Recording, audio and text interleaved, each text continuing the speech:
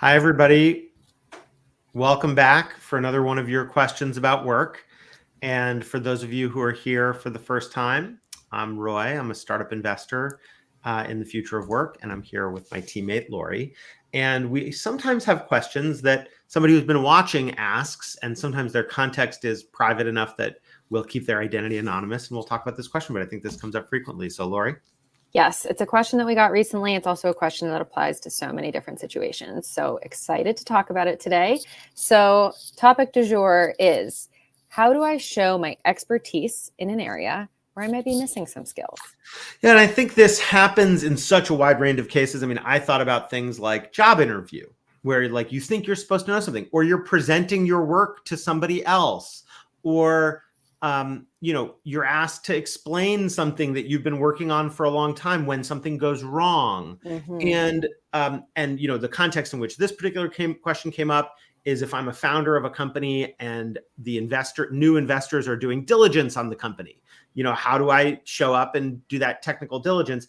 And the reality is, the kind of context first, I think it's just that the world is so complicated and people's curiosities are so varied that you always have something that you don't fully know. I mean, look, as a startup investor, when somebody at Bloomberg asked me about some startup, it's like, I don't know, we look at a couple thousand startups a year, but I don't know that one kind of thing. So the first thing I just start with is, to me, the default answer when you're unsure, the strong answer that many people under rely on is to just confidently say, I don't know.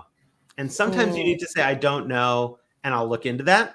And sometimes you can just say, I don't know, and would you like me to look into that? Or I don't know, and I don't think we need to know. So leading with the power of I don't know, for me, is one of the most important things. But sometimes you are expected to know. And I think that understanding the other party's expectation is the most important thing.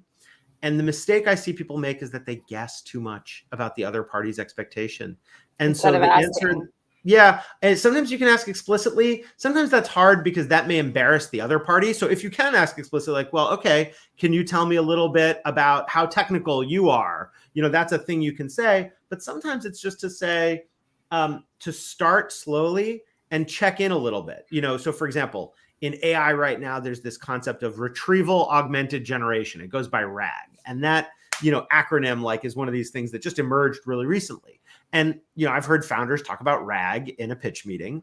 And I imagine there are VCs who don't know what RAG is. And so it's sort of like, you're introducing a new concept and you're like, hey, I'm just curious, how familiar are you with ...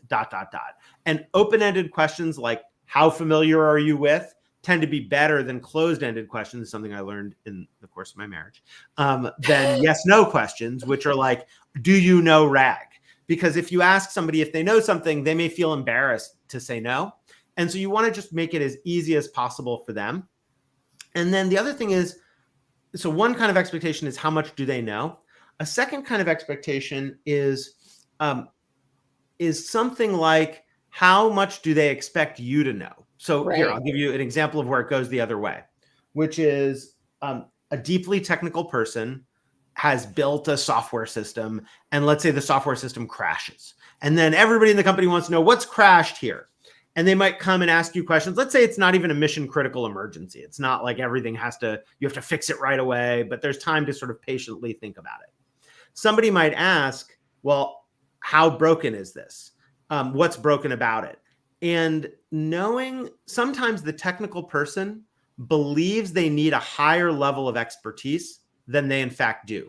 Another place this often happens is when you ask an academic an answer about like, well, what's the effect of this on that? Well, they're like, well, there's no randomized control trial. I'm not quite sure. And even just saying something like, well, I think it works this way, and expressing a little bit of lack of confidence is okay, but you don't need to lead with like too much self-flagellation. Well, I'm not really an expert here. And frequently people just think they need that expertise because they know there's some bigger expert out there. I mean, if you're a normal software developer and the VC is asking about the use of AI, you do not need to be a PhD in machine learning to be able to answer their questions directly.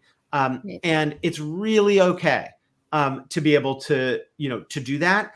And then, the third kind of expectation I just talk about is that there are sometimes things that the other party is assessing that may not be explicit, and they may not know. So for example, they may be assessing things like how you're talking about, back to this example of technical diligence for a VC.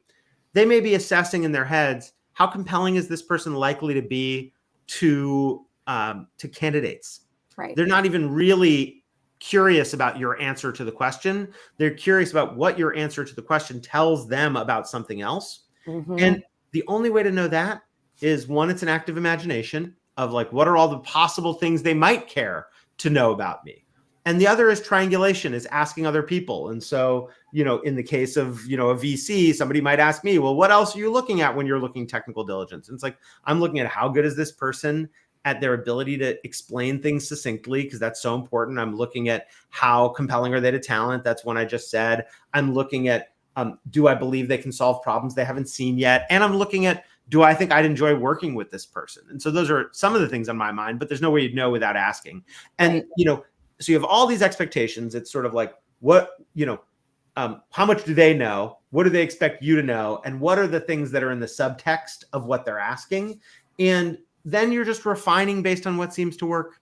Yeah. And part of what's hard is there's often not much data. So you have to go based on what there is. Are they asking for the next meeting? And the data I'm often looking for is not the ultimate outcome, because that may not be available yet. Do you get the job? But what are the little cues that might be available in this interaction that give me feedback, negative or positive? And usually silence is negative feedback, not always, but some form of action. They want to meet you another time. They ask you another question. They ask you to follow up with something. Some form of positive interaction is the thing you're looking for. So that's kind of roughly how I think about it. No, that's such a good point, because I hear a lot of people talk about, if a VC is grilling you, that's often a good thing, because they're like actually interested, versus if they're kind of zoned out, it's terrible. So I have a tactical question about two of the points that you made and how they combine. In the beginning, you said, be comfortable saying, I don't know. Then you made a really good point halfway through about not self-flagellating. So how do people balance that when they want to be honest and transparent, but not come across like they're undermining themselves? Yeah. So I think that saying I don't know is not an act of self-flagellation.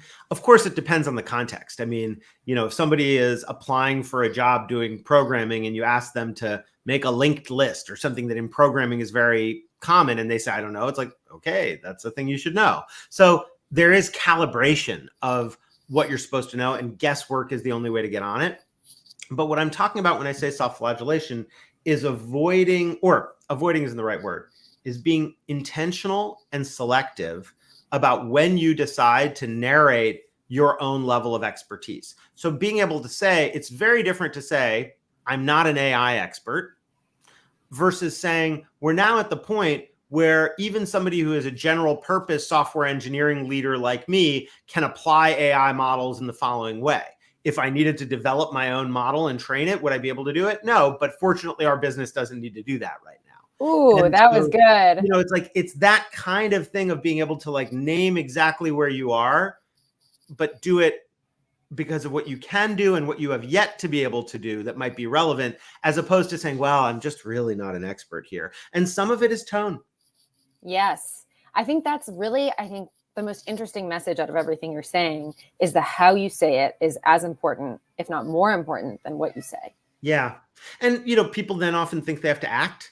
And the answer is, don't act. Just think about in what kind of dialogue with somebody might you feel confident, and imitate yourself in that other context. If I were talking to another engineer, if I were talking to my co-founder, whatever it is, to pick examples from this. So thank you. I think that's something I neglected, because I often fail to think about that kind of tone question, even though it's implicit.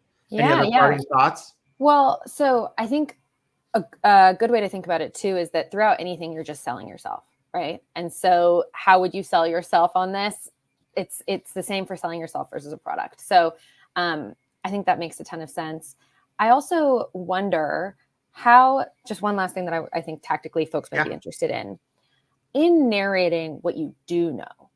What do you think is the best way in terms of, okay, maybe you only know 60% or 75% of the question that they're asking. Is it better to speak super confidently or to address that last mile that you might not know? I think it depends on this is where your expertise, your wisdom comes in, is a better word, which is, it depends on whether what you know answers the question. So a terrible thing to do is to say, I know XYZ, but then that doesn't actually answer the question. It's like, okay. And yeah, exactly. And so you have to name that with respect to what you genuinely believe. Okay, I do know we could start with this, but to get to the bottom of that part. And the other thing is you can often turn it around and say, what do you think? Not always, but that's one technique to keep in mind. Yeah, I think that works well in interviews where you have good rapport. When you have rapport, and it's timing and dosage on that, which is if the person says, how would you solve this problem? You're like, I don't know. What do you think? It's like, well, dude, that's what we're here to assess about you. Then that's different than getting most of the way there and saying, I'm trying to think about this problem. I'm curious if you have any ideas on it, that kind of thing. Yes, I think that piece of making an effort, of trying yourself, using logic, just basic logic, even if it's not your expertise, creating a hypothesis instead of giving an answer. Yeah, can get you a lot of the way there. And you never know when the other person is intentionally asking something they know is beyond you. So it is a guesswork game. It's a constant calibration game. But those are some of the questions I have running in my head as I think about it. All right, I think we're going to need to wrap because I'm running late for a meeting. Thank you, Lori, for joining. We're off for setting us up. And for folks who are watching for the first time, the reason that we say this is not advice is we're not telling you what to do in your situation. Advice is autobiographical. We're offering our ways of doing things. We hope it's useful for you. If you want to see other episodes that we've done, you can find them at thisisnotadvice.work, and we welcome your questions. So reach out anytime. To be continued. Thank you, Lori. Thanks. Bye.